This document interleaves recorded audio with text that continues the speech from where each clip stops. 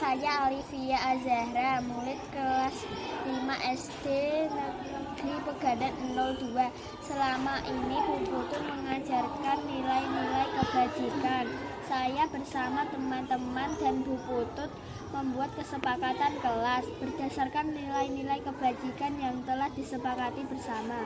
Saya merasa senang membuat kesepakatan kelas ini karena saya dan teman-teman dapat belajar dengan tenang, aman, dan bahagia. Wassalamualaikum warahmatullahi wabarakatuh.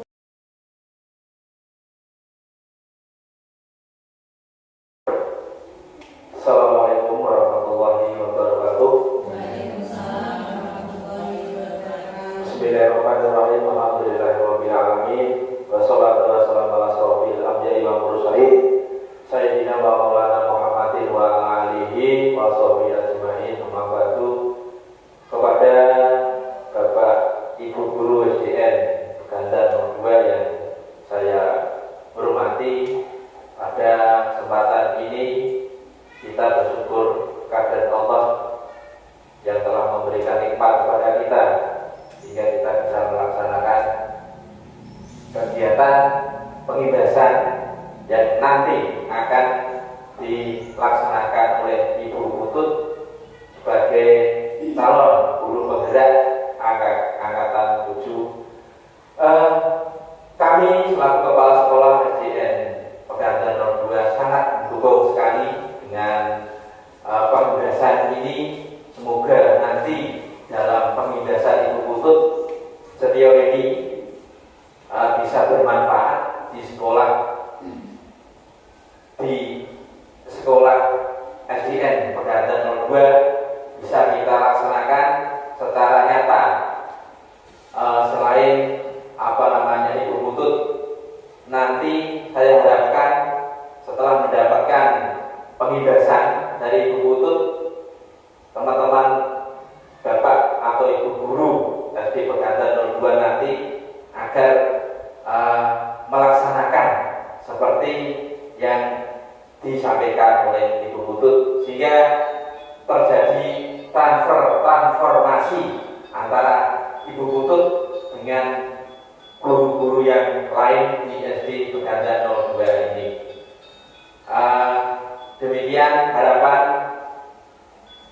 dan himbauan dari kami selaku kepala SDN Pegadaian 02. Nanti semoga di dalam pengibasan Ibu Putut bisa berjalan dengan lancar, bisa bermanfaat di SDN Pegadaian 02. Demikian. Wassalamualaikum warahmatullahi wabarakatuh.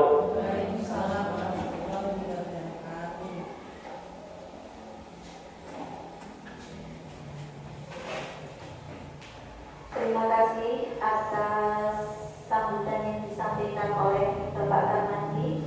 Untuk acara selanjutnya yaitu acara penugasan atau aksi nyata modul 1.4 budaya positif yang akan disampaikan oleh Ibu Putut Setiawaringin selaku CGP Angkatan 7. Untuk waktu dan tempat kami persilakan.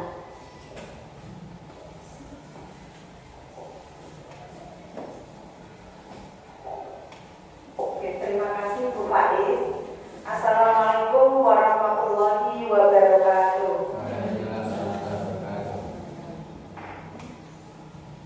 Terima kasih untuk Bapak Kepala Sekolah yang sudah memberikan dukungan kepada saya dan juga Bapak Ibu Guru yang juga hari ini kita berkumpul di sini dalam keadaan sehat walafiat. Saya mengucapkan banyak terima kasih atas kerjasamanya ya Bapak Ibu. Hari ini memang saya ingin melakukan aksi nyata atau pengibasan diseminasi tentang budaya positif di SD Negeri Pegadaian 02. Di sini ada 2 CGP rekan saya, Bu Isma dan Bu Faiz. Ada juga kita doakan Bu ini ya, CGP Angkatan 8, semoga lolos ya. Nah, di sini saya ingin berbagi ilmu atau belajar bersama Bapak Ibu. Apa sih budaya positif itu? Dan nanti apa saja yang saya sampaikan di dalam budaya positif ini nanti ada 6 topik dan nanti saya paparkan di diseminasi dari ini Bapak Ibu. Ya.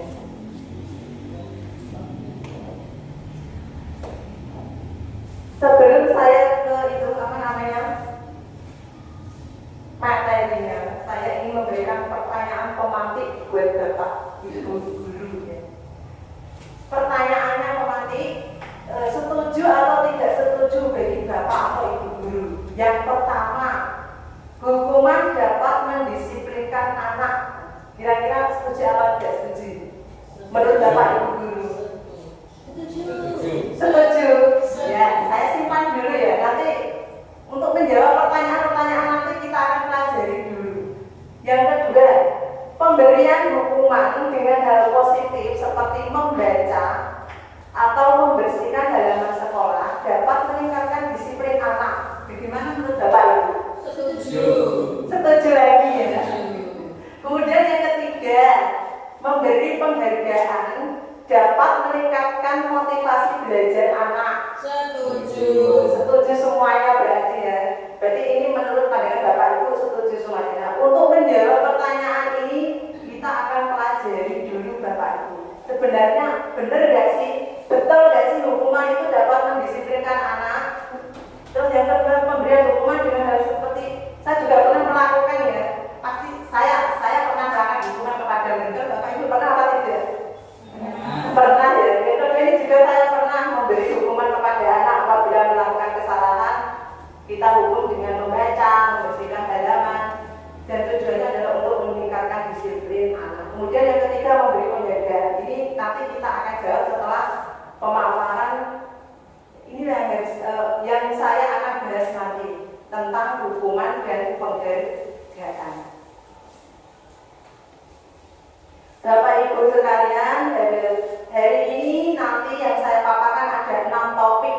Yang pertama yaitu topiknya disiplin positif dan nilai-nilai kebajikan universal.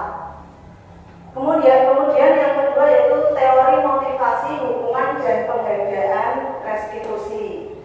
Kemudian yang ketiga keyakinan kelas. Yang keempat kebutuhan dasar manusia dan dunia berkualitas. Yang kelima restitusi. 5 posisi kontrol. Yang keenam restitusi, yaitu segitiga restitusi. Ini saya akan bahas satu persatu Bapak Ibu. Yang pertama yaitu disiplin positif dan nilai-nilai kebajikan universal. Nah ini apa dulu ya? Nah ini yang pertama, perubahan paradigma dulu sebelum kita lanjut materi selanjutnya. Kegiatan kepala tangan Bapak Ibu. Ini misal ya, misal ada A dan B, Anda dan teman Anda.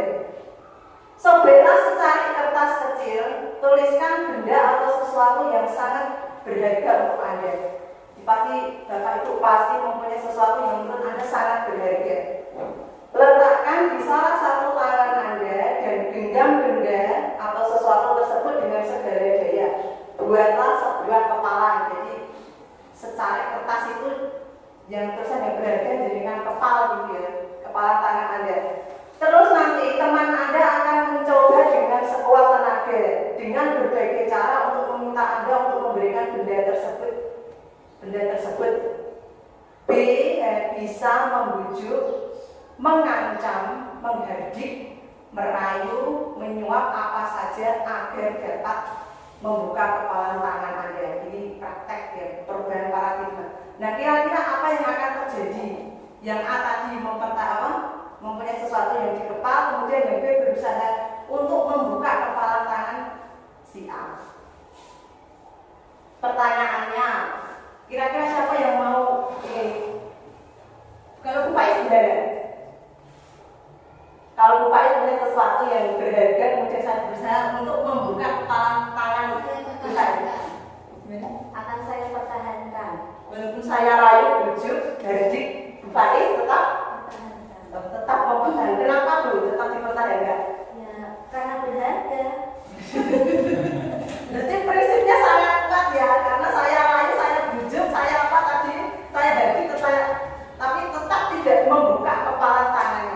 Nah kemudian yang ketiga Bapak Ibu, menurut Anda ya Bu, dalam kegiatan ini sesungguhnya siapa yang memegang kendali atau kontrol untuk membuka atau menutup kepala tangan? Siapa? Ayo, siapa yang mau berpendapat kira-kira? Kan saya berusaha membuka tangan Anda. Terus sesungguhnya siapa yang memegang kendali atau kontrol untuk membuka atau menutup kepala tangan? Diri sendiri. Gimana Bu? Diri sendiri. Berarti yang mengontrol adalah diri kita sendiri. Mau dibuka atau tidak itu adalah yang memegang kendali adalah kita sendiri. Itu adalah perubahan paradigma ya. Ini hanya ilustrasi tentang kepala tangan tadi Bapak Ibu. Perubahan paradigma menurut teori kontrol atau teori pilihan atau juga disebut ilusi kontrol menurut Dr. William Dosen. Di sini ada 4 Bapak Ibu. Yang pertama, ilusi guru mengontrol murid.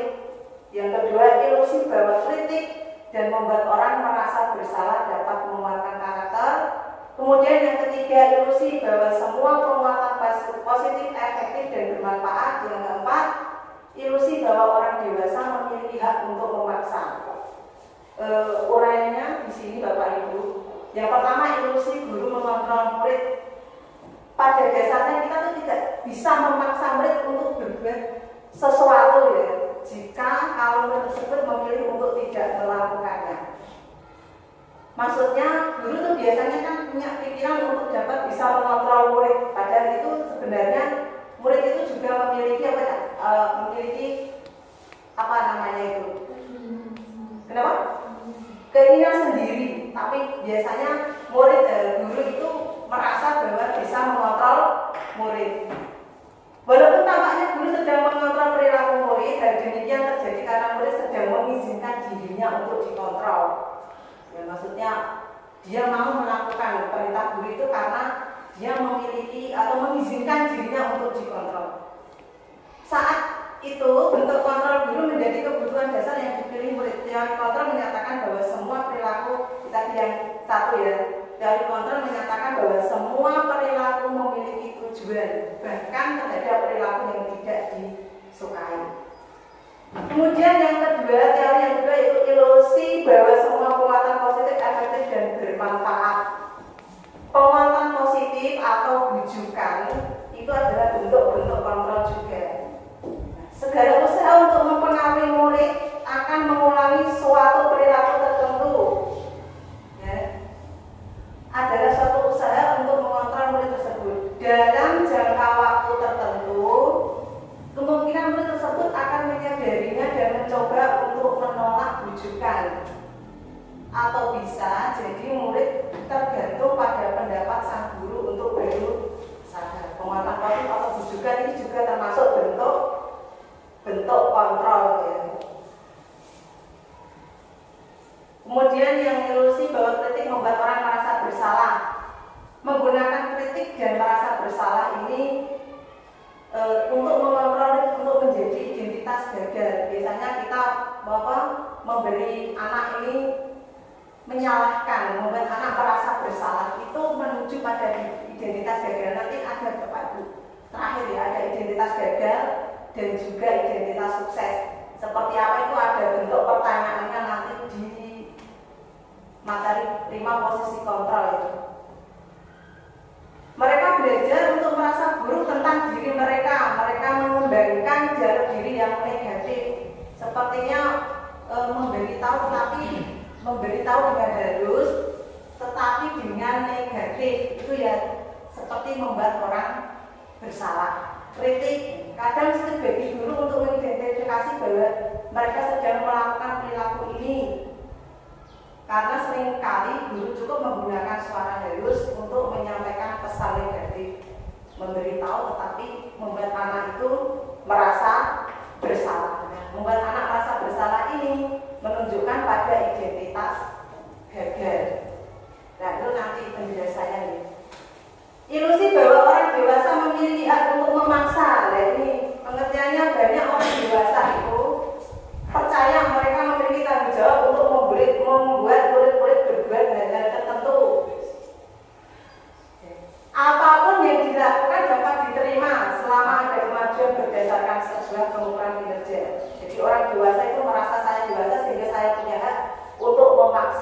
kepada anak. Padahal memaksa itu tidak akan efektif untuk jangka panjang. Biasanya kalau dipaksa terus kan anak kan menjadi bapak ibu berontak ya.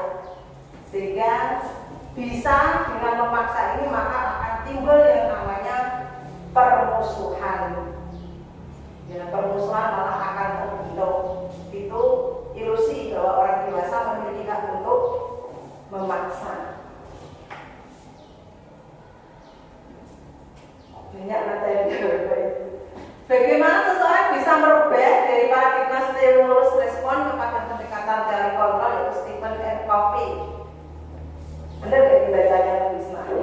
Stephen R. Covey, Principle Center Leadership tahun 1991 mengatakan bahwa bila kita ingin membuat kemajuan perlahan, sedikit-sedikit ubahlah sikap atau perilaku Anda. Kalau intinya kalau kita mau melakukan perubahan ya dari diri kita sendiri dulu, ya. Namun bila kita ingin memperbaiki cara-cara utama kita, maka kita perlu mengubah kerangka acuan kita. Ubahlah bagi Anda melihat dunia, bagaimana Anda berpikir tentang manusia. Ubahlah paradigma Anda, skema pemahaman dan penjelasan aspek-aspek tertentu tentang realitas. Ini menurut teori dari Stephen R. Covey. Perubahan paradigma, stimulus respon dan teori kontrolnya. Siapa yang sesungguhnya yang memiliki kontrol? Di situ ada beberapa kontrol, 1, 2, 3, 4, 7 ya. Terus stimulus responnya seperti apa? Misalnya teori kontrolnya tentang realitas kebutuhan kita berbeda. Stimulusnya realitas kebutuhan itu adalah sama. Jadi kalau dari teori sama stimulus ini berbeda. Teori kontrolnya setiap orang memiliki gambaran berbeda. Kalau stimulus responnya semua orang melihat hal yang sama. Kemudian kita berusaha memahami pandangan orang lain tentang dunia. Kita kalau stimulus respon kita mencoba mengubah orang agar berpandangan sama dengan kita. Jadi biasanya kita sendiri memaksa orang untuk sama seperti kita. Tetapi kalau menurut teori kontrol itu tidak ya, bahwa pandangan setiap orang itu berbeda. Semua perilaku memiliki tujuan kalau menurut teori kontrol. Sedangkan stimulus responnya perilaku buruk dilihat sebagai suatu kesalahan. Kemudian teori kontrol Anda tidak bisa mengontrol orang lain. Tapi kalau stimulus respon saya bisa mengontrol orang lain. Teori kontrol kolaborasi dan konsensus menciptakan pilihan-pilihan baru. Kalau yang respon pemaksaan ada pada saat tujuan gagal. Kalau teori kontrol ini model berpikir menang-menang, tapi kalau yang stimulus respon model berpikir menang atau kalah. Yang berbedanya yang stimulus respon dengan teori kontrol.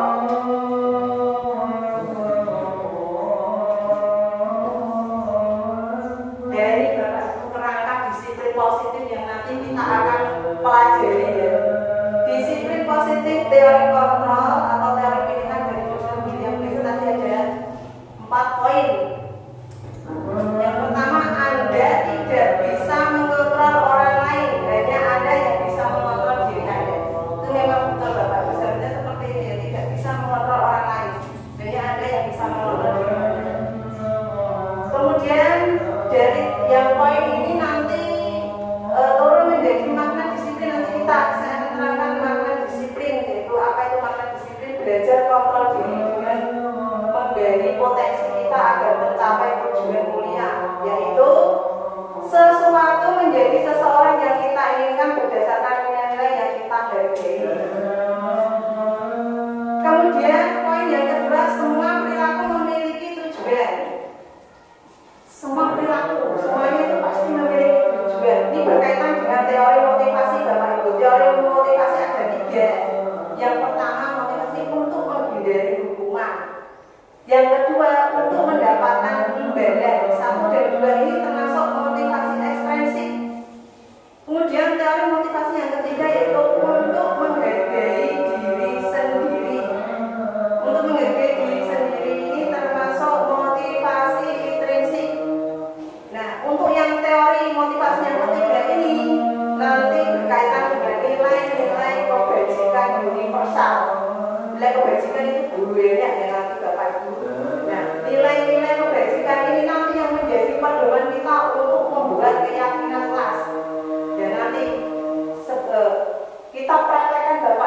mulai sekarang membuat yang namanya keyakinan kelas. Keyakinan kelas itu yang membuat kesepakatan dengan murid, yang membuat murid nanti kalau murid yang melanggar nanti mereka akan mendapatkan konsekuensinya sendiri yang mereka buat sendiri. Kemudian yang ketiga yaitu model berpikir menang-menang, kolaborasi dan konsensus menciptakan pilihan-pilihan baru. Ini Bapak Ibu nanti berkaitan dengan 5 posisi kontrol. Kita sebagai guru itu memiliki 5 posisi kontrol Bapak Ibu. Apa saja posisi kontrol? Ada penghukum, pembuat rasa bersalah, atau guru sebagai teman, atau sebagai pemantau, atau yang terakhir adalah 5 manajer. Kira-kira Bapak Ibu mana yang lebih banyak nanti sebagai posisi kontrol ini? Nah, dengan 5 posisi kontrol ini nanti juga akan berkaitan dengan segitiga restitusi. Ini yang harus kita praktekkan. Kalau ada murid-murid, anak-anak kita kalau melakukan kesalahan, misalnya ada keributan, kita menyelesaikan masalah dengan segitiga restitusi ini Bapak Ibu. Bukan lagi menghukum atau yang lain. Dan segitiga restitusi ada 3 langkah. Yang pertama menstabilkan identitas, yang kedua validasi kebutuhan, yang ketiga menanyakan keyakinan. Ini kemarin kita buat video ya, video ada kasus di dalam kelas, kemudian gurunya menyelesaikan kasus itu dengan menggunakan segitiga restitusi. Nanti kalau ada waktu bisa nonton videonya menyelesaikan masalah dengan segitiga restitusi. Kemudian yang keempat, realitas kebutuhan kita itu berbeda. Kebutuhan itu kan berbeda-beda, tidak mungkin ada yang tidak mungkin sama semuanya. Kita berusaha memahami pandangan orang lain tentang dunia. Setiap orang memiliki gambaran berbeda.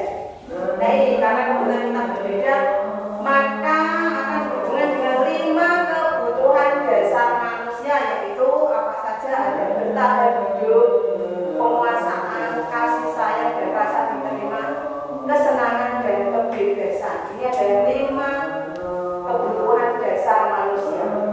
Ini kerangka disiplin positif yang Bapak Ibu. Nah ini kita masuk ke disiplin. Apakah makna disiplin? Disiplin itu berasal dari bahasa Latin yaitu disiplina, yang artinya belajar. Makna asal dari kata ini berkonotasi dengan disiplin diri dari murid-murid Sokrates dan Plato. Disiplin diri membuat orang menjadi potensinya menuju sebuah tujuan apa yang dia hargai. Ini kalau menurut apa itu tadi bahasa Latin dan disiplin dari Sokrates dan Plato. Namun menurut budaya kita orang Indonesia, makna disiplin itu berubah menjadi sesuatu yang dilakukan seseorang pada orang lain untuk mendapatkan kepatuhan. Jadi kalau kita mendengar disiplin itu kan apa ya? Disuruh patuh, tertib, seperti itu kalau budaya kita. Nah, kecenderungan umumnya adalah menghubungkan kata disiplin dengan tidak nyaman. Disiplin itu adalah sesuatu yang tidak nyaman, bukan dengan apa yang kita hargai atau pencapaian suatu tujuan mulia. Jadi itu ya makna disiplin menurut budaya kita sama Sokrates dan Plato. Penjelasannya ini juga ada. Jadi kalau Bapak Ibu mendengar kata disiplin itu apa yang terlintas dalam pikiran Bapak Ibu? Disiplin pasti berkaitan dengan mesti kalau mendengar kata disiplin pasti mikirnya apa ya? Berhubungan dengan tata tertib, teratur dan kepatuhan pada peraturan. Bahkan juga disiplin ini kadang dihubungkan dengan hukuman. Padahal itu adalah sesuatu yang sangat berbeda. Karena kita belajar disiplin positif, kita tidak harus memberi hukuman. Justru adalah salah satu alternatif terakhir. Kalau perlu hukuman itu tidak digunakan sama sekali. Mulai sekarang itu hukuman itu tidak diterapkan lagi. Hukuman itu kalau bisa dihilangkan.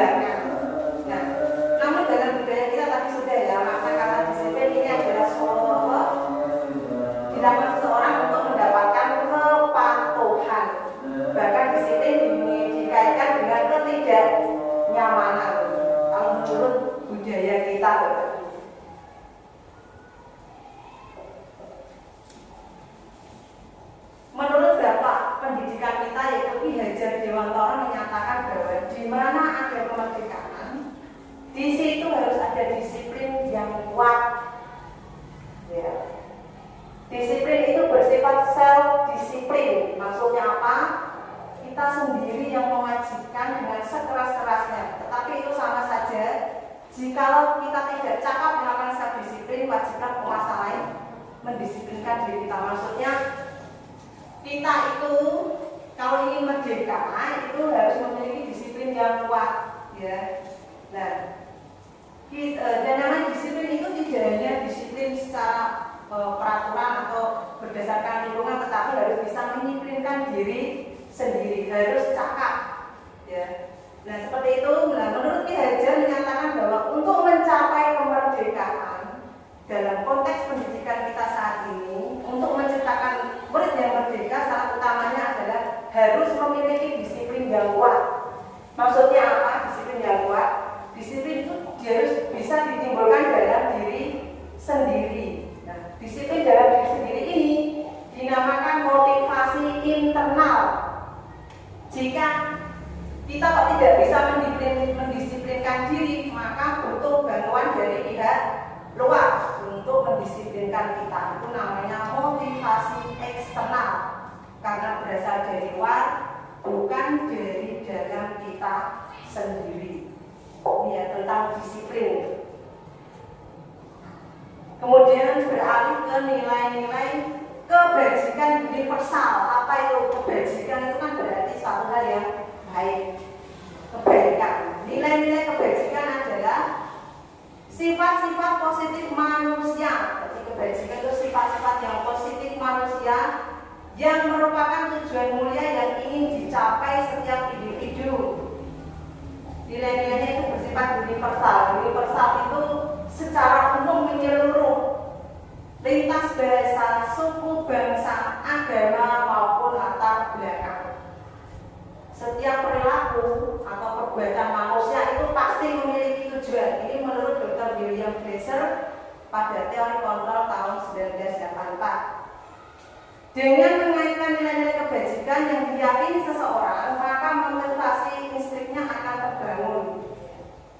Nilai-nilai kebajikan ini kita yakini, maka itu nilai dalam instruksi itu akan terbangun, sehingga menggerakkan motivasi dalam diri motivasi dari dalam untuk mencapai tujuan mulia yang diinginkan. Ini menurut Dian Gosen 1998. Nilai-nilai kebajikan menurut 6 organisasi itu banyak sekali Bapak Ibu. Ya. Nah, kita budaya kita atau nilai-nilai kebajikan yang ingin dicapai oleh setiap anak Indonesia, kita kenal dengan profil pelajar Pancasila. Yang sudah menerapkan kurmer pasti tahu ya apa saja profil pelajar Pancasila itu. Ada 6 Bapak Ibu yang kita anut sesuai dengan budaya kita. Yang pertama, apa Bapak Ibu? Beriman, bertakwa kepada Tuhan Yang Maha Esa dan berakhlak mulia. Kita bangsa Indonesia mengakui bahwa kita mengakui bahwa Tuhan, adanya Tuhan Yang Maha Esa. Nilai yang kedua itu mandiri, bernalar kritis, berkebinekaan global, bergotong royong, kreatif. Ini termasuk nilai-nilai kebajikan yang sesuai dengan budaya kita bangsa Indonesia. Ya, nilai-nilai 6 nilai ini dikenal dengan profil pelajar Pancasila. Dan nilai-nilai kebajikan tidak hanya ini ya, ini yang kita adopsi ya budaya kita. Banyak sekali nilai-nilai kebajikan ya. Contohnya ini banyak, hanya sekilas saja ya. Ada dari Ibu Primary Years Program PYP. Mereka nilai kebajikannya ini ya. Banyak sekali, bisa Bapak Ibu baca sendiri. Ada toleransi, rasa hormat sampai komitmen. Ada juga organisasi 9 pilar karakter Indonesia Heritage Foundation IHF. Ya, itu ada cinta Tuhan dengan ciptaannya sampai toleransi, kedamaian dan kesatuan. Ini menurut organisasi-organisasi lain. Ada juga ini keterampilan hidup, petunjuk hidup. Menurut petunjuk sumber hidup dan keterampilan hidup. Ada juga dari organisasi The Seven Essential Virtues for Building Moral Intelligence, dari empati sampai ke adian. Kemudian ada juga itu banyak proyek nilai-nilai kebajikan. Ini contoh-contoh nilai kebajikan menurut banyak organisasi. Nah, kita mengadopsi yang tadi, profil pelajar Pancasila, 6 nilai kebajikan yang kita terapkan. Itu Bapak Ibu tentang disiplin dan nilai-nilai kebajikan. Kemudian yang kedua yaitu teori motivasi, hukuman dan penghargaan dan restitusi. Teori motivasi perilaku manusia itu ada 3, Bapak Ibu. Yang pertama untuk menghindari ketidaknyamanan atau hukuman. Ini termasuk motivasi eksternal. Ciri khasnya kalau untuk menghindari ketidaknyamanan itu ada pertanyaannya seperti ini, Bapak Ibu. Apa yang akan terjadi apabila saya tidak melakukan? Ini teori motivasi perilaku ya, Bapak Ibu. Kemudian teori yang kedua yaitu untuk mendapatkan imbalan dari orang lain atau institusi. Nah, biasanya identik dengan pertanyaan berikut: apa yang akan saya dapatkan apabila saya melakukannya? Ini motivasi dari eksternal. Kemudian yang ketiga ini untuk menghargai diri sendiri. Biasanya ciri khasnya pertanyaannya, saya akan menjadi orang yang seperti apa bila saya melakukannya. Ini adalah tujuan disiplin positif atau motivasi internal. Ya, menurut bagaimana ini penjelasannya Bapak Ibu. Ya. Yang pertama untuk menghindari ketidaknyamanan atau hukuman. Tingkat terendah ini adalah menghindari hukuman adalah tingkat terendah dari motivasi perilaku manusia. Misalnya manusia melakukan perilaku itu kan ada ya untuk menghindari hukuman. Biasanya orang yang motivasi perilakunya untuk menghindari hukuman akan bertanya apa yang akan misalnya kita punya motivasi biar dihukum, biar tidak dihukum. Kira-kira mereka akan bertanya dalam dirinya apa yang akan terjadi bila saya tidak melakukannya. Sebenarnya mereka ini untuk menghindari permasalahan yang mungkin bisa berpengaruh secara fisik, psikologis maupun tidak terpenuhi kebutuhan mereka. Bila mereka tidak melakukan tindakan tersebut, maka motivasi ini bersifat eksternal. Kemudian yang kedua, teori yang kedua untuk mendapatkan imbalan atau penghargaan orang lain. Ini satu tingkat ya, satu tingkat dengan di atas motivasi yang pertama. Yang pertama tadi tingkat terendah, kemudian disusul yang kedua. Dia ingin melakukan sesuatu, tujuan perilakunya, motivasinya hanya ingin mendapatkan penghargaan atau imbalan. Orang dengan motivasi ini akan bertanya, saya akan mendapatkan apa jika saya melakukan? Karena dia mengharapkan penghargaan atau imbalan. Karena mungkin orang ini melakukan sebuah tindakan hanya ingin mendapatkan pujian dari orang lain yang menurut orang tersebut penting dan mereka meletakkan dalam dunia berkualitas mereka. Mereka melakukan sesuatu itu hanya berharap mendapatkan hadiah, pengakuan atau imbalan. Ini termasuk motivasi eksternal. Kemudian yang ketiga, menjadi orang yang mereka inginkan atau menghargai diri sendiri. Ini yang paling harus kita terapkan Bapak Ibu dengan nilai-nilai yang mereka percaya. Orang dengan motivasi ini akan bertanya dalam dirinya, akan menjadi orang seperti apa apabila saya melakukannya. Mereka melakukan sesuatu karena mereka meyakini nilai-nilai yang mereka yakini dan menghargai. Mereka melakukan karena mereka ingin menjadi orang yang melakukan nilai-nilai yang mereka yakini tersebut. Ya. Motivasi yang akan membuat seseorang memiliki disiplin positif karena motivasi berperilaku bersifat internal bukan eksternal. Jadi mereka menyadari dalam dirinya itu meyakini nilai-nilai, tentunya nilai-nilai yang positif. Saya akan melakukan ini karena saya meyakini dan menghargainya, sehingga ini dinamakan motivasi internal atau ekstrinsik. Merdeka menurut Ki Hajar Dewantara. Maksudnya merdeka menurut Ki Hajar Dewantara itu apa, Bapak Ibu? Merdeka itu artinya tidak hanya terlepas dari perintah, akan tetapi juga cakap memerintah diri sendiri. Itu yang merdeka merdeka menurut kinerja Dewan Para Ulama. Merdeka itu bukan hanya terlepas dari perintah, tetapi juga bisa memerintah diri sendiri. Nah ini Bapak Ibu, didukung oleh penghargaan.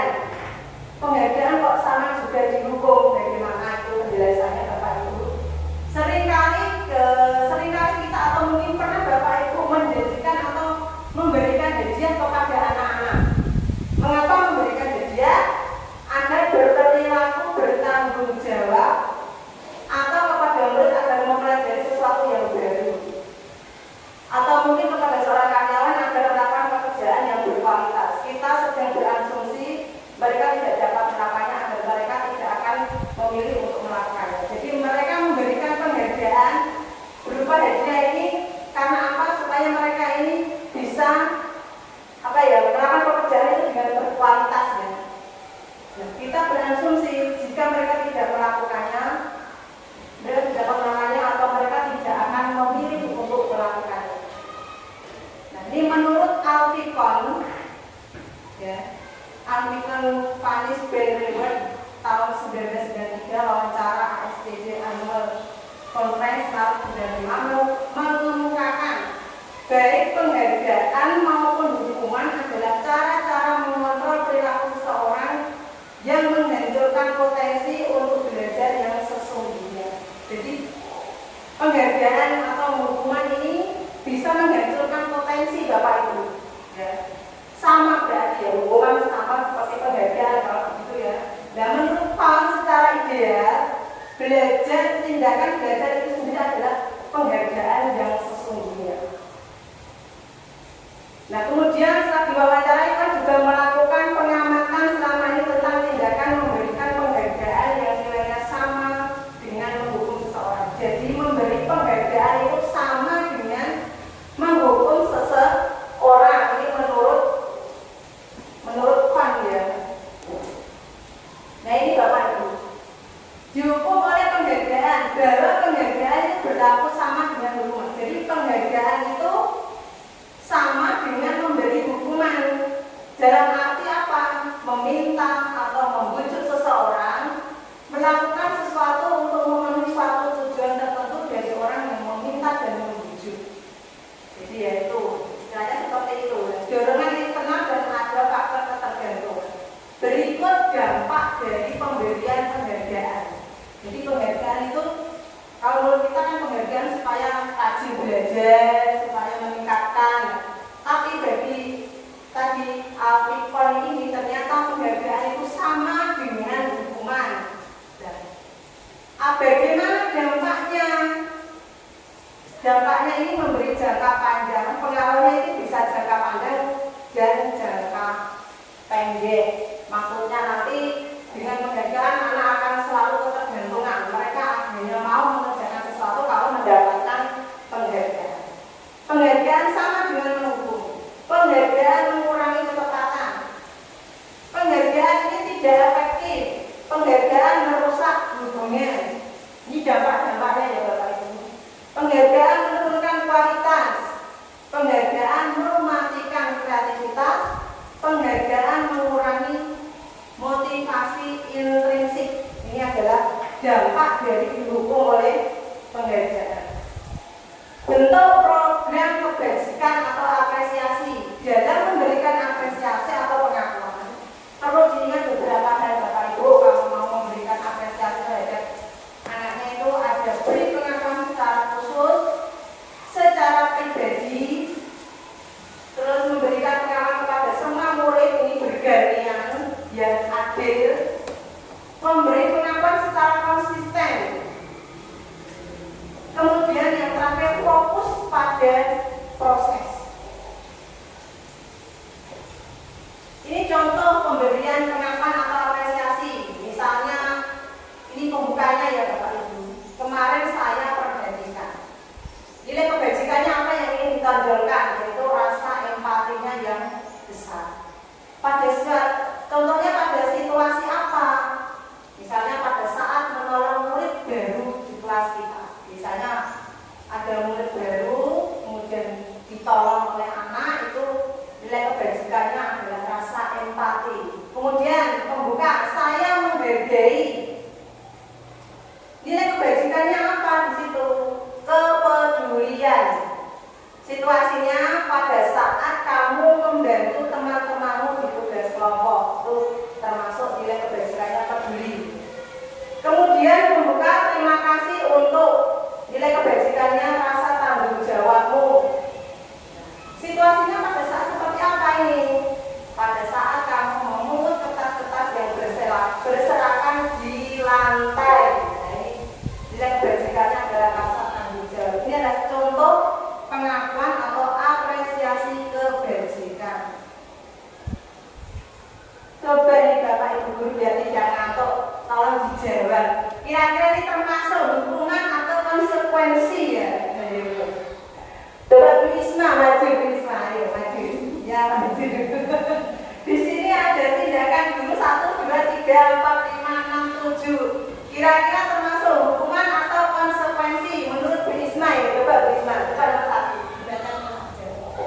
Mencatat 100 kali di dalam buku kalimat saya tidak akan melambat lagi karena terlambat ke sekolah. Ini adalah hukuman. Simpan dulu tuh yang kedua. Lari mengelilingi lapangan basket 2 kali karena terlambat hadir di sekolah. Ini adalah hukuman. Murid diminta untuk push up 15 kali karena tidak menggunakan masker ke sekolah. Ini juga hukuman. Menggantikan kertas tugas teman yang telah dicoret-coret. Ini adalah konsekuensi. Membersihkan tumpahan air di meja tulis karena tersenggol pada saat belajar adalah konsekuensi. Murid disuruh untuk mengenakan sepatu seharian di sekolah karena tidak mengenakan sepatu hitam. Ini adalah hukuman. Lari mengelilingi lapangan basket 2 kali karena terlambat 10 menit untuk pelajaran PJOK. Ini adalah konsekuensi. Oke, terima kasih ya Bu Isma. Jadi Bu Isma tadi sudah menjawab hukuman atau konsekuensi. Kita cek ya jawabannya Bu Isma. Oke, tadi yang pertama mencatat 100 kali di dalam buku kalimat saya tidak akan melambat. Bagaimana Bapak Ibu masih melakukan seperti ini? Suruh mencatat 100 kali. Masih akan tidak Bapak Ibu? Masih. Nah, ini termasuk hukuman ya. Tidak boleh sekarang itu hukum itu tidak boleh. Kemudian yang kedua, lari mengelilingi lapangan basket 2 kali karena terlambat hadir di sekolah. Tadi Bisma bilang hukuman, betul. Kemudian yang ketiga, murid diminta untuk push up 15 kali karena tidak menggunakan masker. Ini hukuman ya. Menggantikan kertas tugas teman yang telah dicoret-coret. Ya. Ini konsekuensi karena dia mencoret, maka konsekuensinya adalah mengganti kertas. Kemudian membersihkan tumpahan air di meja tulis karena tersenggol pada saat belajar. Ini konsekuensi. Murid disuruh untuk tidak mengenakan sepatu seharian. Ini termasuk hukuman. Lari mengelilingi lapangan basket 2 kali karena terlambat 10 menit. Ini termasuk konsekuensi. Ya. Karena terlambat 10 menit untuk pelajaran PJOK, sehingga dia termasuk konsekuensi. Apa perbedaannya Bapak Ibu hukuman dan konsekuensi? Apakah sama atau berbeda? Kalau hukuman itu sesuatu yang menyakitkan harus terjadi. Biasanya hukuman itu menyakitkan. Kalau konsekuensi sesuatu harus terjadi. Kemudian yang hukuman membuat anak sakit bisa fisik maupun hati untuk jangka waktu yang lama. Dendam itu yang maksudnya Bapak Ibu. Sehingga kalau konsekuensi membuat anak merasa tidak nyaman dalam jangka waktu pendek, sama tidak nyaman tetapi tidak sampai jangka waktu yang panjang. Kemudian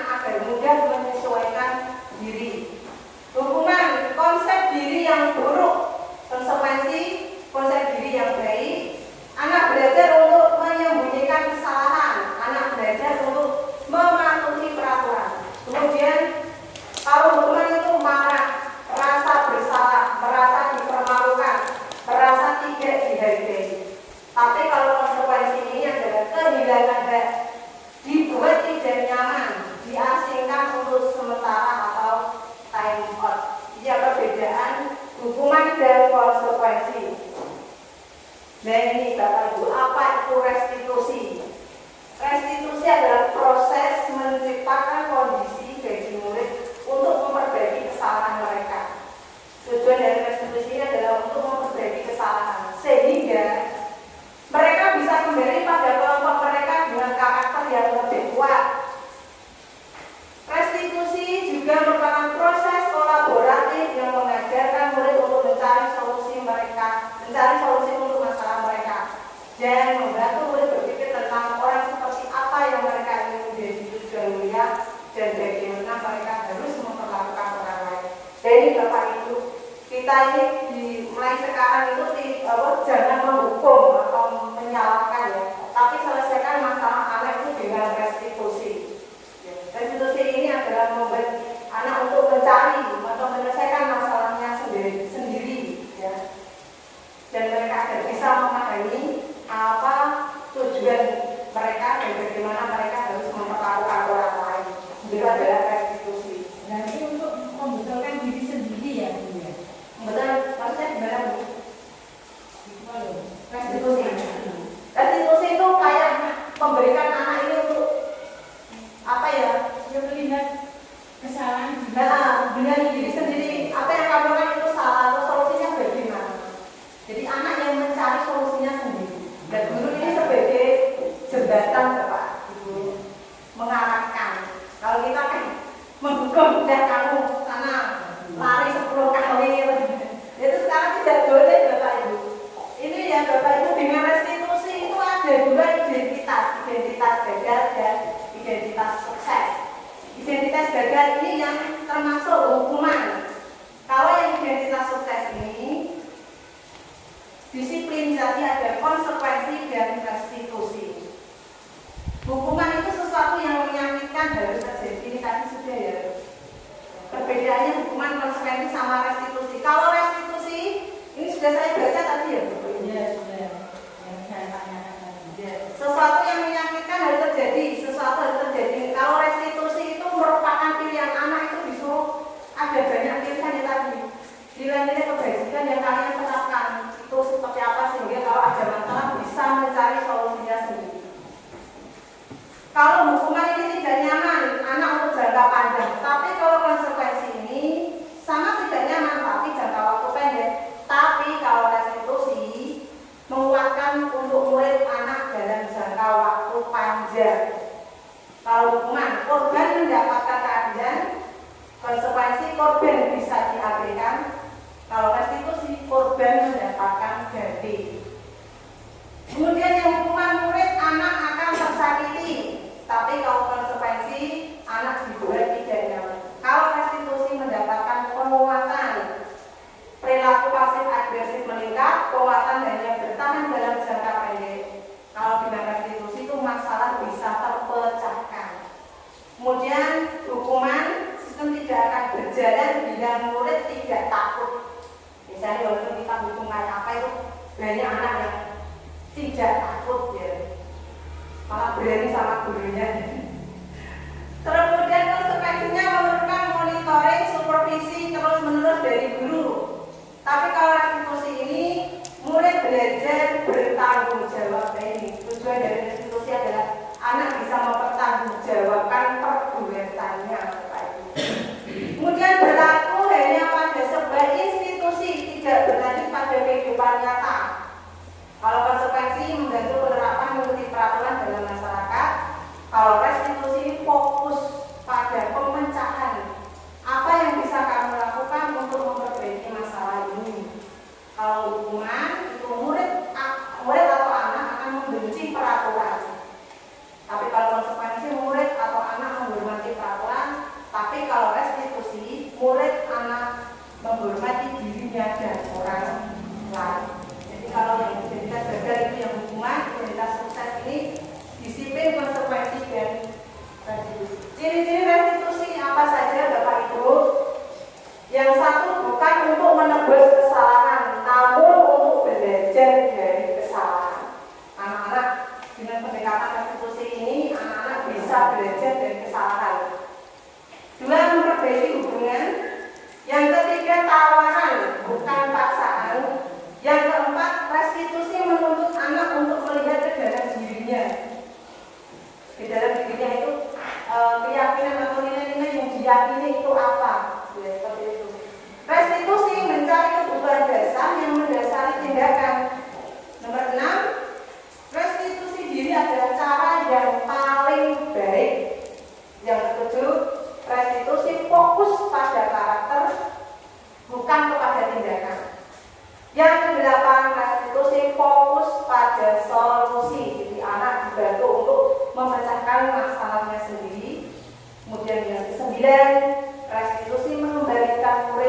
yang berbuat salah pada kelompoknya.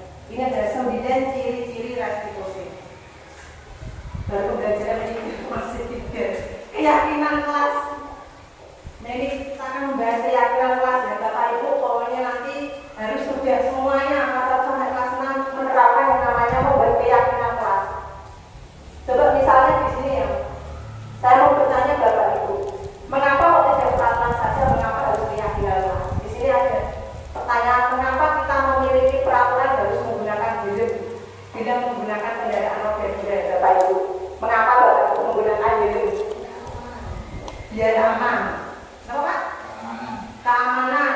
Juga untuk keselamatan. Yang kedua, mengapa kita memiliki peraturan 3M menggunakan masker, mencuci tangan dan menjaga jarak 1,5 meter? Kira-kira apa Bapak Ibu? Mengapa? Ya, untuk kesehatan. Mengapa kita memiliki peraturan dan datang tepat waktu pada saat mengikuti pelatihan? Apa Bapak Ibu? Mengapa kok tepat waktu? Apa ini? Disiplin. Oke. Nah, untuk mendukung motivasi intrinsik, kita kembali ke nilai-nilai atau keyakinan lebih menggerakkan seseorang dibandingkan mengikuti serangkaian peraturan. Nah, ini tadi kan sudah ada yang menjawab untuk keamanan, keselamatan. Dan nilai keselamatan dan kesehatan inilah sebagai keyakinan Bapak Ibu. Tadi Bapak Ibu saya beri pertanyaan menjawab, maka itu ya biar aman, biar selamat. Mengapa kok harus 3M? Ya biar ini berkaitan dengan kesehatan. Inilah yang dinamakan nilai keyakinan, yaitu nilai-nilai kebajikan universal yang disepakati secara tersirat dan tersurat lepas dari latar belakang suku, negara, bahasa maupun agama. Seseorang itu akan lebih semangat jika dia meyakini apa itu, meyakini keyakinannya, bisa menjalankan keyakinannya Bapak Ibu, daripada hanya sekedar mengikuti serangkaian peraturan yang tertulis tanpa makna. Biasanya kita di dalam kelas ada peraturan kelas ya, tapi sering diabaikan seperti itu. Budaya positif ini nanti dengan adanya budaya positif akan menciptakan lingkungan yang positif. Ada juga nanti pembuatan keyakinan kelas dan juga merujuk pada peraturan kelas. Nah ini Bapak Ibu, di sini saya mau bertanya, manakah yang keyakinan kelas dan kesepakatan kelas menurut Bapak Ibu? Ini kesepakatan kelas semuanya ya. Yang keyakinan kelas yang mana Bapak Ibu? Siapa yang mau berkomentar? Yang ini datang tepat waktu mengucapkan salam. Yang kemudian yang kedua menjaga kebersihan sekolah, berdoa sebelum dan sesudah kegiatan, aktif dalam pembelajaran tertib. Kemudian yang satu, kami guru dan murid yang saling menyayangi, kami murid yang semangat belajar, kami murid yang peduli dengan teman-teman. Manakah yang keyakinan kelas Bapak Ibu? Ada yang tahu? Yang keyakinan kelas.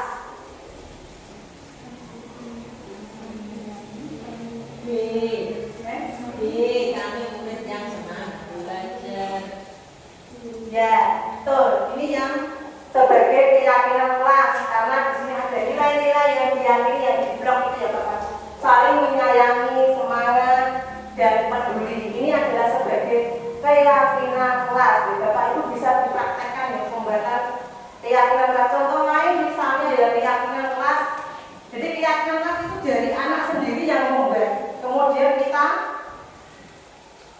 suruh ditempel berkelompok, nanti nilai keyakinan seperti apa yang mereka yakini ini bisa dijadikan keyakinan kelas atau dibuat poster nanti ditempel di masing-masing kelas. Ini contoh ya tadi nilai keyakinan kelas bekerja sama menjaga kebersihan kelas, seperti ini tepat waktu dan aktif di kelas.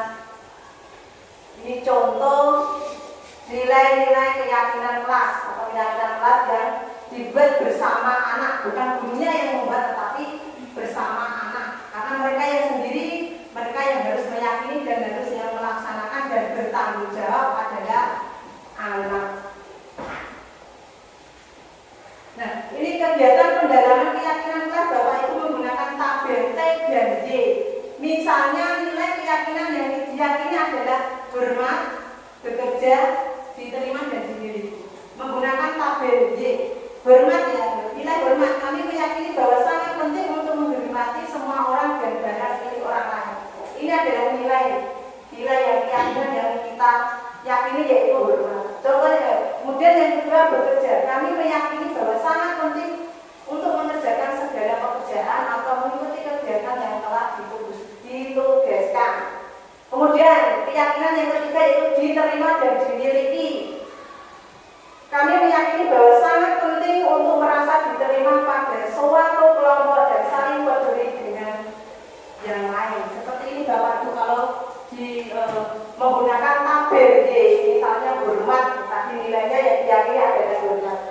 Bernilai hormat ini jika terdengar, misalnya ya satu orang berbicara, yuk saya bantu, bisa, kita bisa selesaikan ini bersama.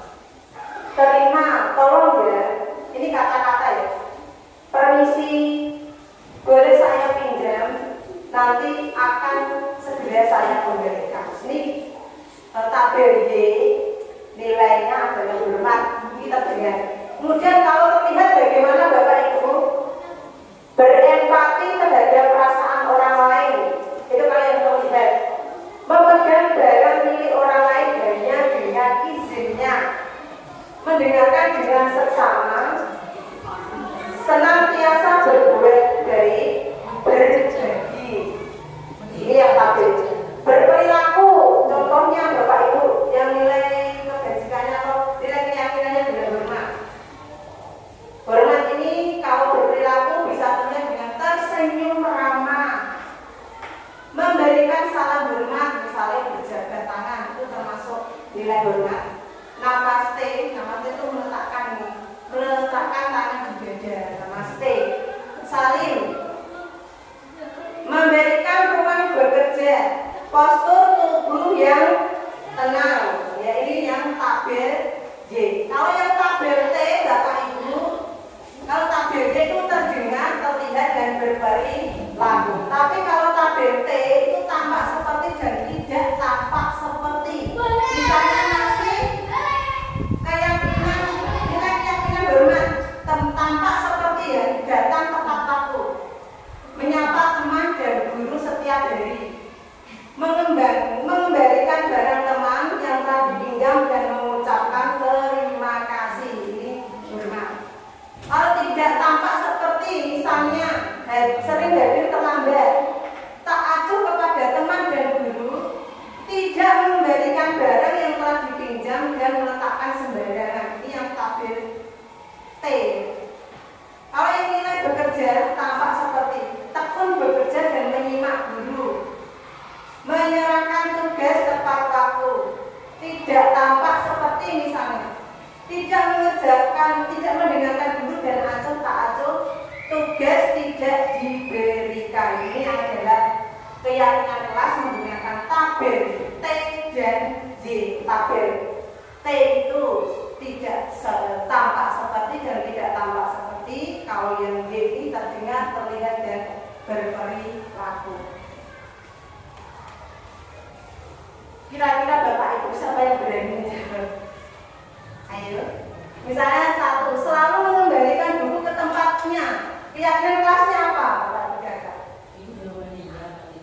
Maksudnya nilai keyakinannya satu. Contoh misalnya selalu mengembalikan buku ke tempatnya, berarti keyakinan yang diyakini oleh anak tersebut adalah nilai tanggung jawab. Ini contohnya. Jadi satu, selalu kembalikan buku ke tempatnya, berarti keyakinan kelasnya adalah tanggung jawab. Yang kedua apa Bapak Ibu? Dilarang mengganggu orang lain. Kira-kira keyakinan kelasnya apa? Apa Pak Is? Menghormati. Kemudian yang ketiga, hadir di sekolah 15 menit sebelum pembelajaran dimulai. Wajib. Tepat waktu, disiplin. Oke. Dilarang melakukan kekerasan apa kira-kira Bapak Ibu?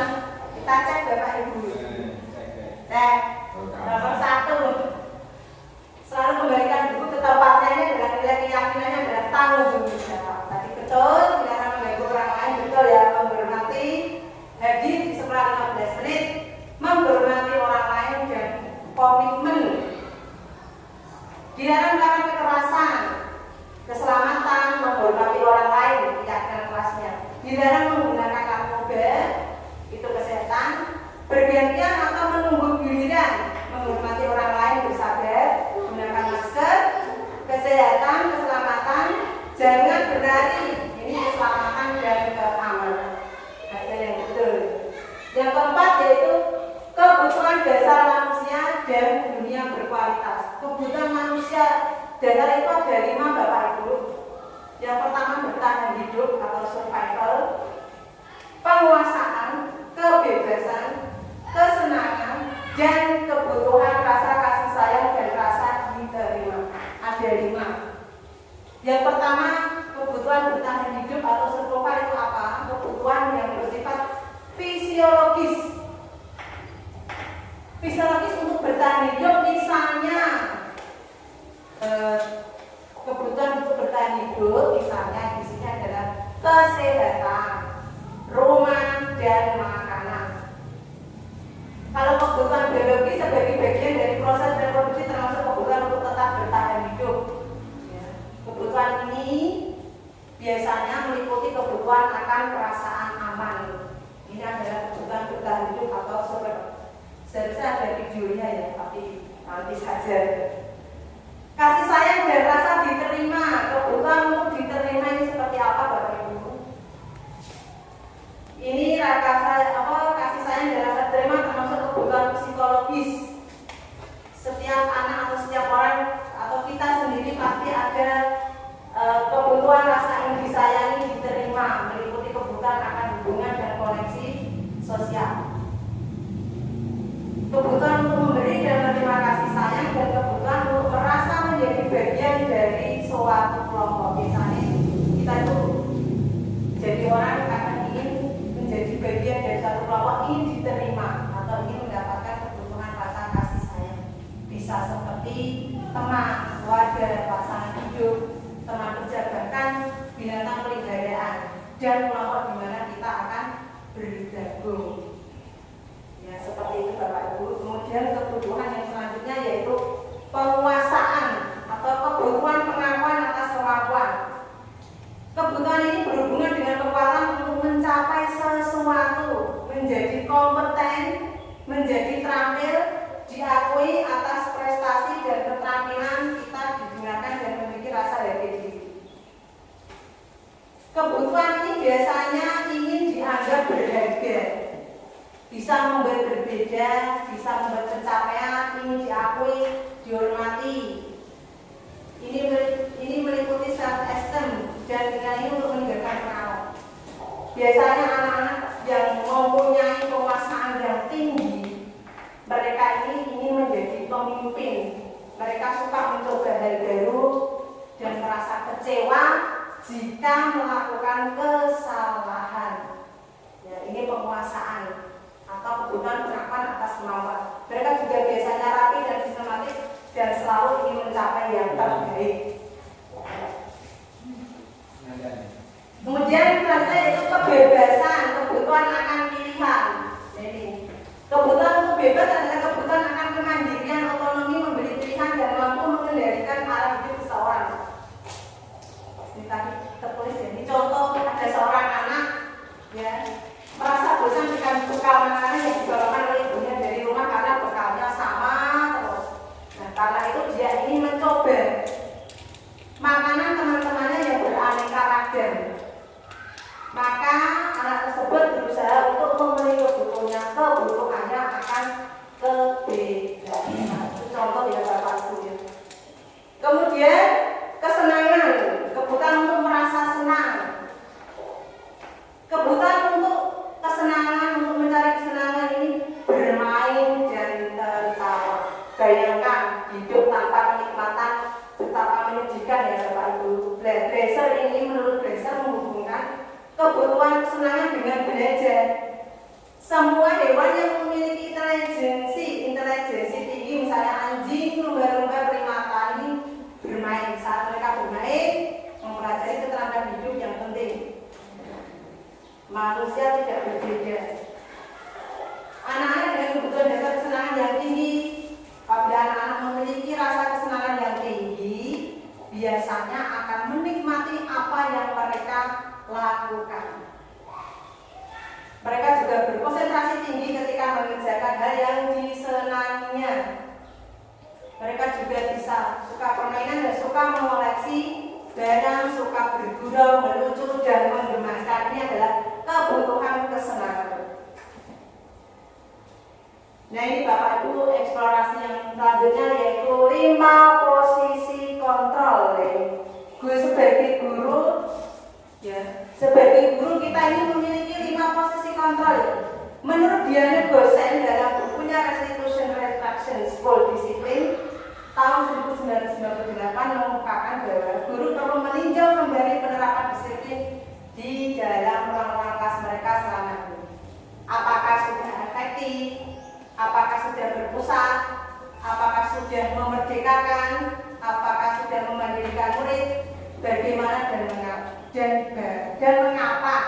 Dan menurut serangkaian riset, menurut teori kontrol Dr. William Gosen berkesimpulan bahwa ada 5 posisi kontrol yang diterapkan pada guru. Apa sajakah itu?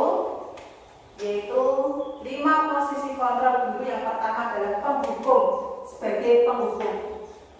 Kemudian pembuat rasa bersalah sebagai teman, pemantau dan manajer.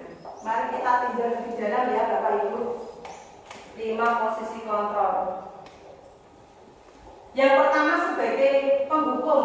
Jadi, seorang penghukum biasanya menggunakan hukuman fisik dan verbal. Verbal itu apa Bapak Ibu? Ya, dengan menggunakan kata-kata. Dengan menggunakan kata-kata ini, orang yang menjalankan posisi penghukum senantiasa mengatakan bahwa sekolah memerlukan sistem atau alat yang dapat lebih menekan. Jadi membutuhkan alat yang terjadi untuk menekan murid-murid agar lebih dalam lagi. Biasanya ciri-cirinya posisi kontrol penghukum ini akan selalu berkata seperti ini Bapak Ibu. Patuhi aturan saya atau awas. Kamu selalu saja salah. Selalu pasti selalu yang terakhir selesai. Ini contoh kalau misalnya Bapak Ibu sebagai posisi penghukum. Kalau Bapak Ibu pernah mengatakan hal tersebut, berarti Bapak Ibu sudah memposisikan sebagai penghukum. Guru seperti ini senantiasa percaya bahwa hanya ada satu cara agar pembelajaran bisa berhasil, itu dengan caranya dia sendiri. Jadi ciri-cirinya seperti itu ya. Kalau Bapak Ibu pernah mengucapkan seperti itu, berarti Bapak Ibu sebagai penghukum. Kalau pemantau bagaimana? Namanya memantau berarti sama dengan mengawasi. Pada saat Bapak Ibu mengawasi, kita bertanggung jawab atas perilaku orang yang kita awasi. Posisi pemantau berdasarkan pada peraturan-peraturan dan konsekuensi. Dengan menggunakan sanksi atau konsekuensi, kita dapat memisahkan hubungan pribadi kita dengan murid sebagai seseorang yang menjalankan posisi pemantau. Ciri-cirinya apa Bapak Ibu kalau kita sebagai posisi pemantau? Ya, biasanya ada ucapan-ucapan dari Bapak Ibu guru seperti ini. Peraturannya apa? Apa yang telah kamu lakukan? Sanksi atau konsekuensinya apa? Ini sebagai pemantau. Biasanya pemantau ini mengandalkan perhitungan, catatan, data, dapat digunakan sebagai bukti atas perilaku seseorang. Biasanya Bapak Ibu guru yang posisi pemantau ini akan menggunakan stiker. Itu ada teman-teman saya itu pakai stiker, slip catatan, daftar, cek. Ya. Ini Bapak Ibu untuk posisi pemantau. Kemudian posisi yang ketiga yaitu sebagai teman. Guru sebagai teman. Guru pada posisi ini tidak akan menyakiti murid, namun akan tetap berupaya mengontrol murid melalui persuasi atau ajakan. Posisi teman pada guru bisa negatif, bisa positif. Positif ini berupa hubungan baik yang terjadi, hubungan antara guru dan murid. Tapi kalau menggunakan guru di posisi teman ini biasanya menggunakan humor Bapak Ibu. Nah, seringkali guru sama muridnya ini berarti sebagai posisi teman untuk mempengaruhi seseorang. Nah, ciri-cirinya bagaimana posisi Bapak Ibu guru sebagai teman itu ada pertanyaannya seperti ini Bapak Ibu. Ayo bantulah diri Bapak ya. Ini posisi teman. Atau juga bisa, ayo ingat tidak bantuan Bapak selama ini. Ya sudah, kali ini tidak apa-apa, nanti Ibu bantu bereskan. Hal negatif dari posisi teman adalah bila suatu saat guru tersebut tidak membantu, maka murid akan kecewa atau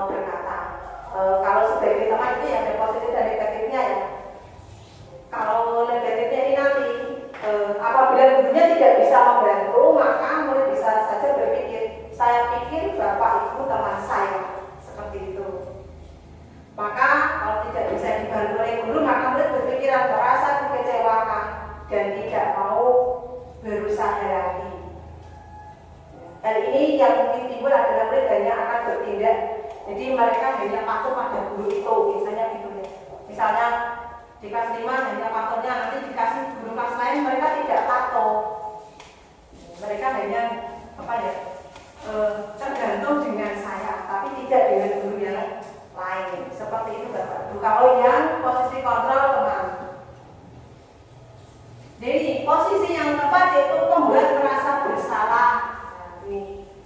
Pada posisi ini biasanya guru akan bersuara lebih lembut.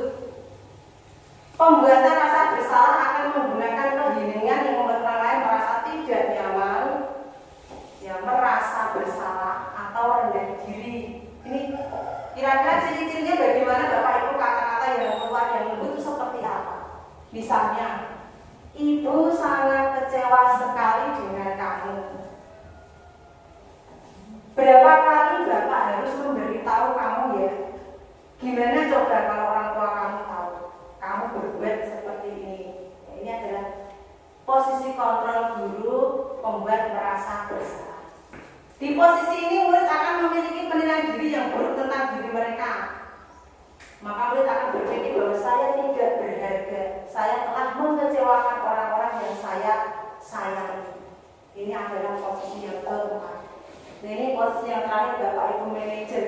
Ini yang harus kita terapkan kepada Bapak Ibu guru. Di antara 5 kontrol itu, inilah yang kita harus terapkan. Guru harus memiliki posisi sebagai manajer. Posisi terakhir adalah manajer. Apa ini maksudnya?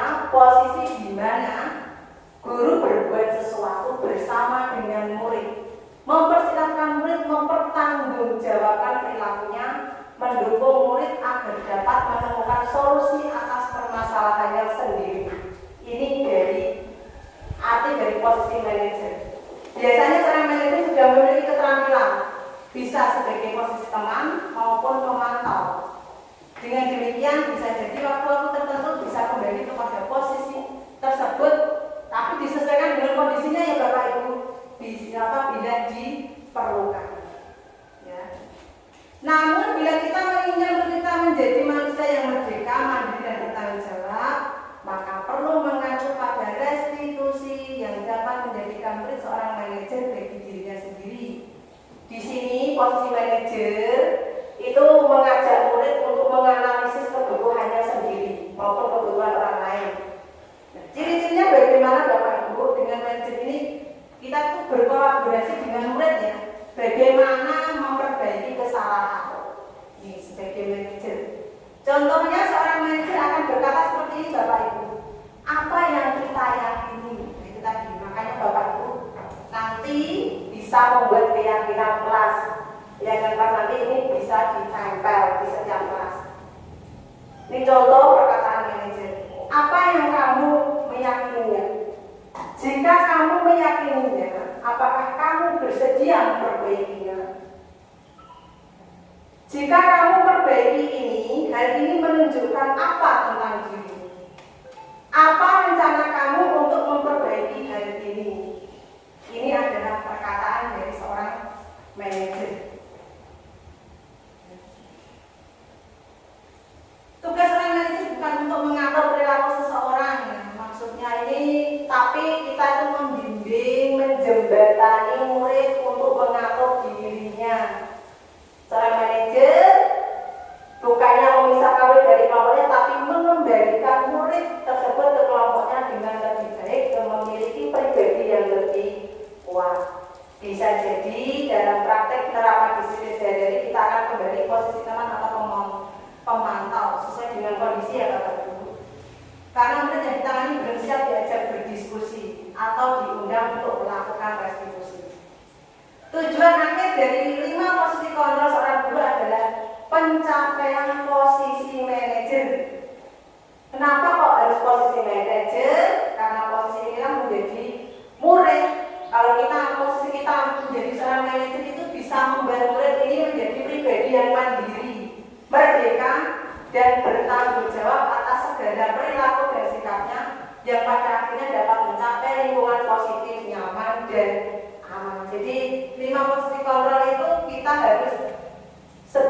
manajer Bapak Ibu. Ini yang paling efektif. Tapi tidak menutup kemungkinan bisa menjadi pemantau dan teman apabila murid tersebut belum siap untuk diajak berdiskusi. Jadi manajer itu lebih banyak berdiskusi Bapak Ibu. Ini tujuannya apa? Biar murid itu mandiri, memiliki karakter yang kuat dan merdeka, bertanggung jawab pada perilaku dan sikapnya. Jadi sekarang mindsetnya diubah ya Bapak Ibu. Nah ini Bapak Ibu perbedaannya 5 posisi kontrol, ada identitas gagal, identitas berhasil atau sukses. Kalau yang identitas gagal itu penghukum dan membuat rasa bersalah, tapi kalau identitas berhasil ini teman, pemantau dan manajer. Yang ini Bapak Ibu yang identitas gagal dulu ya Bapak Ibu, penghukum dan membuat rasa bersalah. Guru berbuat menghadik, menunjuk-nunjuk, itu tidak boleh. Menyakiti, menyindir. Kemudian membuat rasa bersalah, berceramah, mengatakan seharusnya ibu itu kecewa, itu membuat rasa bersalah. Kemudian guru berkata, kalau kamu tidak melakukan, awas ya, rasakan, itu. Saja kita melakukannya. Saya sendiri mungkin pernah, tapi setelah mengikuti CDW ini harus diubah mindsetnya. Tidak harus seperti itu, awas lagi, awas nanti ya. Kemudian membuat rasa bersalah. Kamu sudah tahu ibu lelah sekali mengatakan ibu stres, nah itu. Pernah Bapak Ibu stres aku? Kan karena bisa diatur stres membesar stres. Itu tidak boleh, itu membuat rasa bersalah. Hasilnya bagaimana Bapak Ibu? Memberontak, menyalahkan orang lain kalau yang membuat rasa bersalah, murid meletakkan guru di dalam dunia yang berkualitas.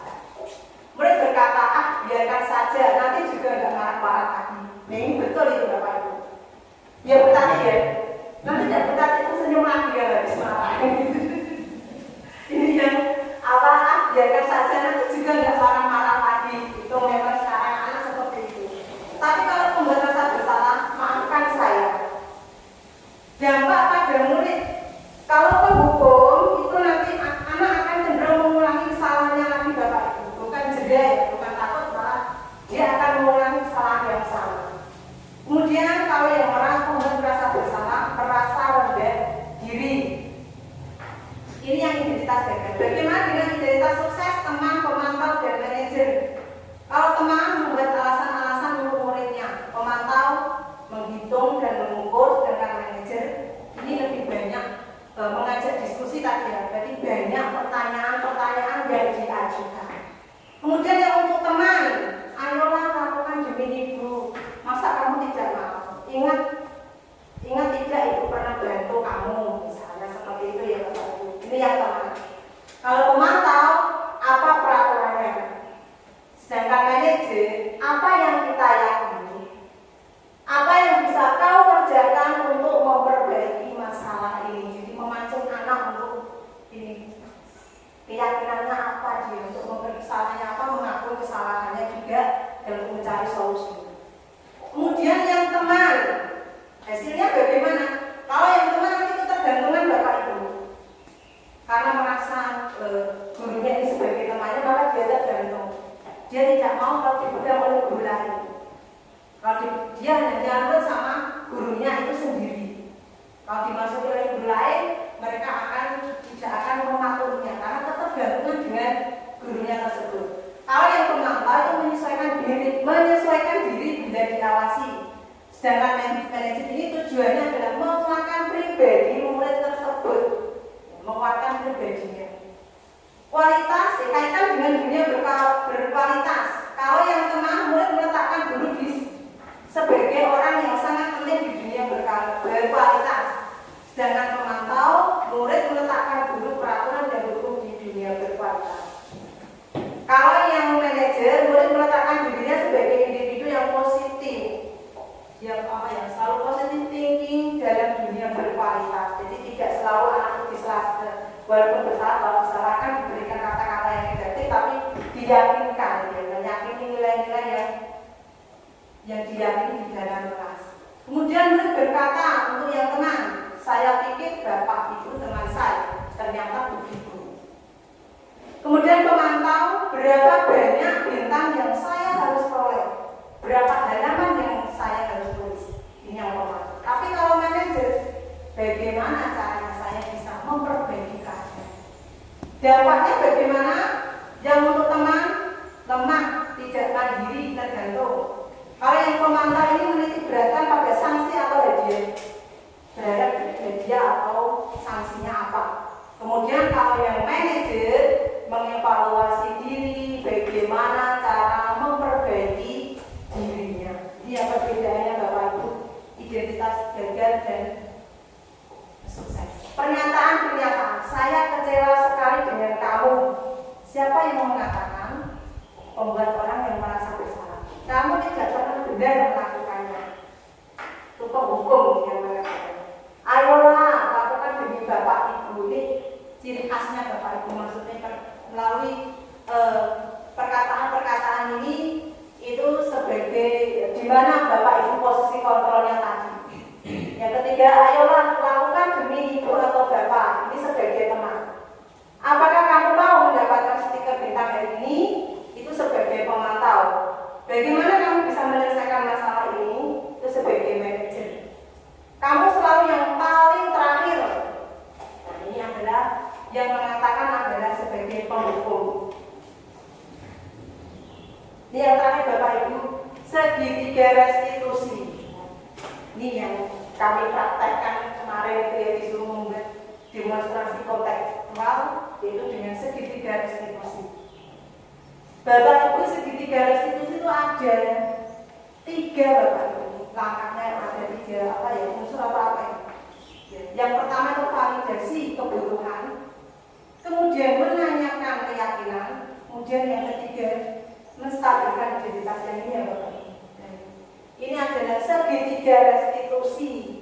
Kita itu kalau menyelesaikan masalah peserta didik kita itu harus menggunakan yang namanya segitiga restitusi. Kamu tentu punya alasan mengapa melakukan itu. Ini adalah nanti Bapak Ibu yang validasi kebutuhan. Yang validasi kebutuhan itu ini Bapak Ibu. Kamu tentu punya alasan mengapa melakukan itu. Ini kalau yang melakukan restitusi itu kan banyak.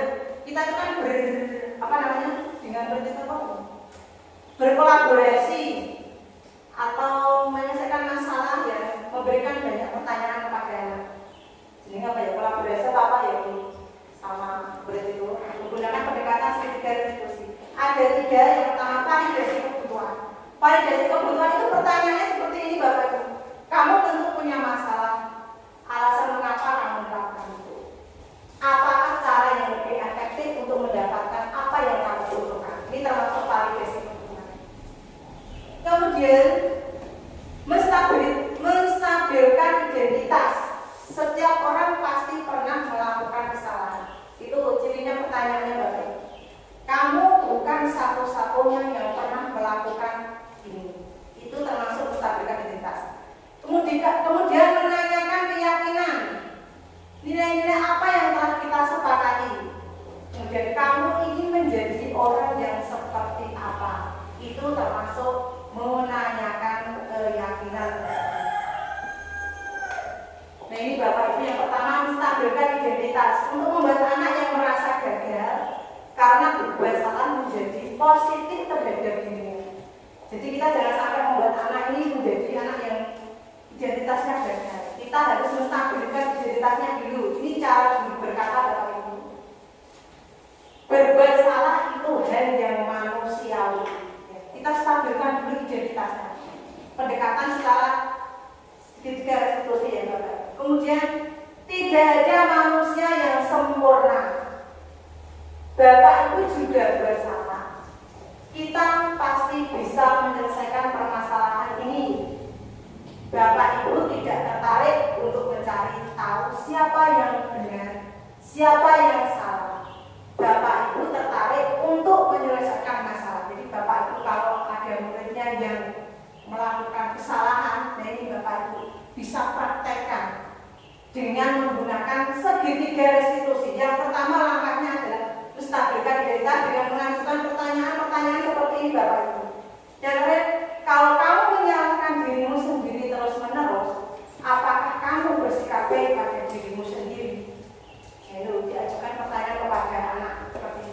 Ini langkah yang pertama Bapak Ibu. Kemudian langkah yang kedua yaitu validasi kebutuhan. Validasi kebutuhan ini membantu murid mengenali basic atau need atau kebutuhan, basic need atau kebutuhan dasar yang ini dipenuhinya ketika melakukan kesalahan itu. Pada dasarnya setiap tindakan manusia kan tujuannya adalah untuk memenuhi. Mengapa orang itu melakukan tindakannya itu? Karena ini memenuhi kebutuhan dasar. Tadi sudah ada kebutuhan dasar untuk penguasaan, kebebasan, kasih sayang, dan rasa diterima, kesenangan atau bertahan hidup. Ciri-cirinya jika Bapak Ibu langkah yang kedua ini validasi kebutuhan. Pertanyaannya seperti ini Bapak Ibu. Strategi yang pertama ini yang kedua. Kamu bisa saja kan melakukan hal yang lebih buruk, tapi kamu tidak mau melakukannya. Kedua, selanjutnya, kamu pasti punya alasan mengapa melakukannya. Apa yang penting bagi kamu? Kamu boleh tetap berusaha menjaga sikap itu, tapi tambahkan sikap yang lain yang baru. Maukah kamu belajar cara lain untuk mendapat yang kamu butuhkan tanpa harus memukul? Apakah kamu bisa melakukan dengan lebih baik besok lagi? Ini adalah pertanyaan-pertanyaan untuk validasi kebutuhan ya Bapak. Ya ini. Kemudian yang langkah yang ketiga yaitu ini yang terakhir, menanyakan keyakinan. Ini adalah langkah yang ketiga setelah tadi. Yang pertama tadi apa Bapak Ibu? Apa Bapak Ibu ngantuk ya? Yang pertama tadi kan menstabilkan identitas dulu. Jika ingin menyelesaikan masalah dengan murid-murid itu, yang pertama menstabilkan dulu identitas. Kemudian validasi kebutuhan. Yang ketiga ini yaitu menanyakan keyakinan. Anak melihat kesalahannya ini dihubungkan dengan norma sosial dan nilai-nilai yang mendasari manusia berinteraksi dengan orang lain. Nah, menanyakan keyakinan, contohnya guru akan berkata seperti ini Bapak Ibu. Apa nilai yang kita percaya di sekelas atau sekolah kita? Karena sebelumnya di dalam kelas itu sudah membuat yang namanya keyakinan kelas. Biasanya itu ditempel Bapak Ibu. Kemudian pertanyaan yang kedua, nilai-nilai universal apa yang telah kita sepakati? Kelas yang ideal itu seperti apa sih? Kamu ingin jadi anak seperti apa?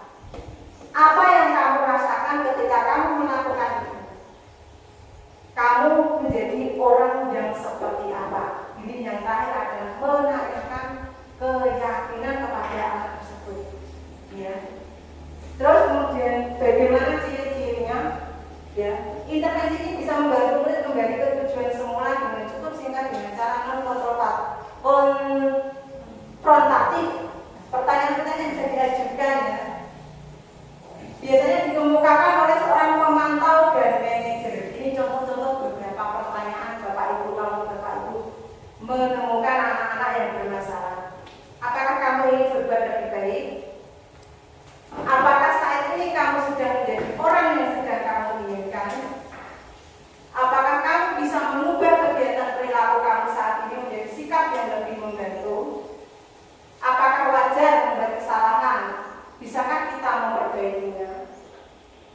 Apa yang kamu lakukan saat ini sesuai? Oke? Kapan kamu siap untuk mulai? Peraturannya apa? Sepertinya kamu punya masalah. Saya bisa bantu apa? Saat ini kamu seharusnya berbuat apa? Apa yang bisa saya bantu agar kamu bisa melakukannya? Apakah saya bisa bantu kamu agar dapat selesai mulai? Apakah tugas kamu saat ini? Bagaimana kamu ingin diperlakukan pada kegiatan ini? Bisakah kamu melakukannya? Apa yang kamu inginkan? Peraturan apa? Ini adalah pertanyaan-pertanyaan yang dilakukan oleh pemantau dan manajer. Alhamdulillah, terima kasih. Semoga apa yang saya sampaikan kepada Bapak Ibu tentang budaya positif ini bermanfaat di Bapak Ibu. Jadi yang dulunya kita sering menghukum atau sering menghardik murid-muridnya, sekarang tidak boleh, mulai ditinggalkan. Bagaimana Bapak Ibu untuk menyelesaikan masalah-masalah yang ada di dalam sekolah itu dengan cara pendekatan restitusi yaitu tadi ya segitiga restitusi. Yang pertama apa tadi kok lupa, menstabilkan identitas, validasi kebutuhan, dan menanyakan keyakinan. Jadi Bapak Ibu nanti coba membuat keyakinan kelas bersama murid-muridnya ya Bapak Ibu ya.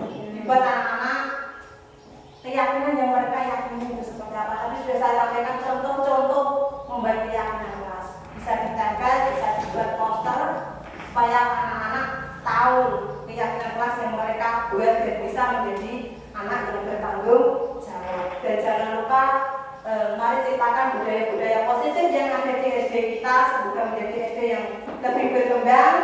Terima kasih Bapak Ibu 1 jam tadi ya sudah mendengarkan.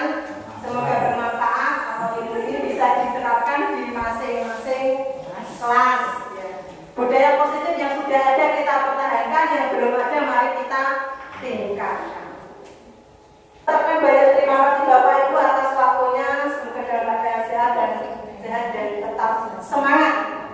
Guru bergerak, menggerakkan, bergerak dan menggerakkan. Terima kasih. Assalamualaikum warahmatullahi wabarakatuh. Assalamualaikum warahmatullahi wabarakatuh. Saya Bu Wahyu Ismayanti, guru di SD Negeri Pegandan 02.